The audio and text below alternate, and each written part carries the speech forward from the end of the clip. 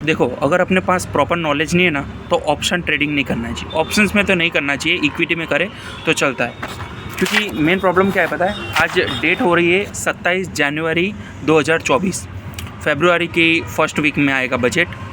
अपने पास पैसे ही नहीं है ख़रीदने के लिए ऑप्शन, ये इस बार के लिए। और पिछली बार की मैं आपको बात बताऊं तो 2023 के अंदर जनवरी के एंड में ये क्रैश आया था अदानी वाला। उस टाइम हमारे पास 60 से 70 हज़ार रुपये थे, तो हमने वो सही से इस्तेमाल नहीं किए। और तब ऐसा सोचा कि 60-70 हज़ार अगर अदानी के क्रैश के टाइम पुट में डाल दिए होते तो हमारे पैसे 10 गुना हो जाते, 15 गुना हो जाते। वो तो हुए नहीं। और जनवरी में जबकि उस समय सारा अकाउंट खाली हो गया था, तो और 50 हज़ार रुपये ऐड करें, और वो फरवरी में बजट के टाइम 50 हज़ार के 80 हज़ार हुए, और वो एक महीना भी नहीं चला। और मार्च के हाफ में, मतलब 15 या 17 मार्च के आसपास ख़त्म हो चुके थे। तो अगर हम जितना भूल सके उतना ही पैसा हमें ऑप्शन ट्रेडिंग में रखना चाहिए। मार्च में फिर ऐसा सोचा कि जब IPL एंड होगा तब तक थोड़ा पैसे कवर कर लेंगे, और फिर जब IPL ख़त्म होगा, मतलब ऐसा ठान के रखा था कि जब तक IPL ख़त्म नहीं होगा तब तक ट्रेडिंग नहीं करेंगे, तो हमारे पास एक महीने में अच्छी खासी अमाउंट कैपिटल इकट्ठा हो जाएगी। तो मैंने ऐसे टारगेट लिया था कि जब तक ये IPL ख़त्म नहीं हो तब तक ट्रेडिंग नहीं करेंगे। तो वो वाली IPL तो ख़त्म हो गई, पैसे जमा नहीं हुए। उसके बाद थोड़े करके पैसे जमा हुए। मैंने बोला अप्रैल की बात करूँगा, लेकिन अप्रैल तक मैं वेट ही नहीं कर पाता था। 10 हज़ार रुपये आए और लगा दिया ऑप्शन में। 5 हज़ार रुपये आए एंजल ब्रोकिंग में ऐड कर दिए।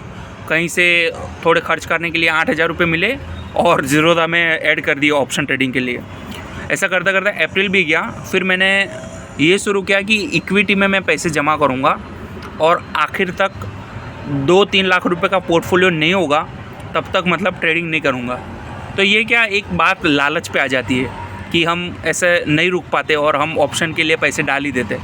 इसलिए अगर उसमें प्रॉपर नॉलेज ना हो, देखो मैं ऐसा नहीं बोलता कि पैसे नहीं आते, पैसे आते भी है।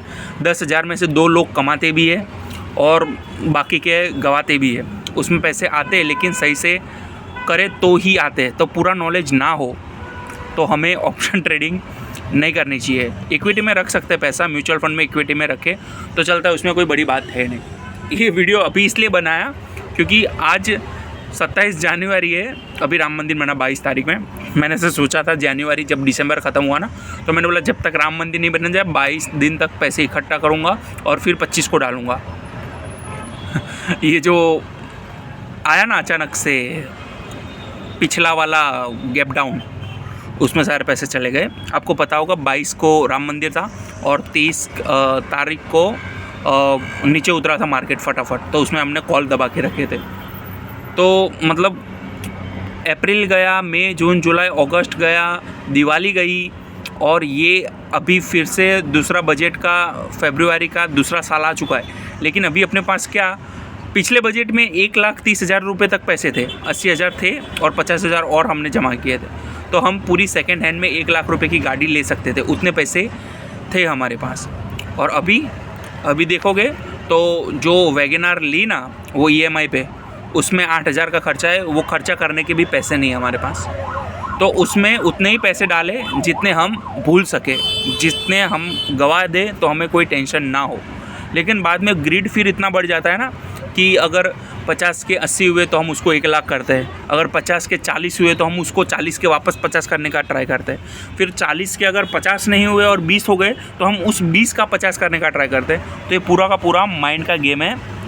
मतलब 80% पूरा का पूरा थिंकिंग पे, नॉलेज पे और डिसिप्लिन वगैरह पे जाता है कि आप कितना माइंड को कंट्रोल करके चल सकते हो। इसलिए अगर पूरा जानकारी ना हो, मैं तो ये भी बोल रहा हूँ, पहले 3 दिन में 10-10 हज़ार रुपये का प्रॉफिट हो रहा है तो गुरुवार को ट्रेड मत लीजिए। ऐसा मत सोचिए कि मैं गुरुवार को भी 10 हज़ार रुपये ले लूँगा।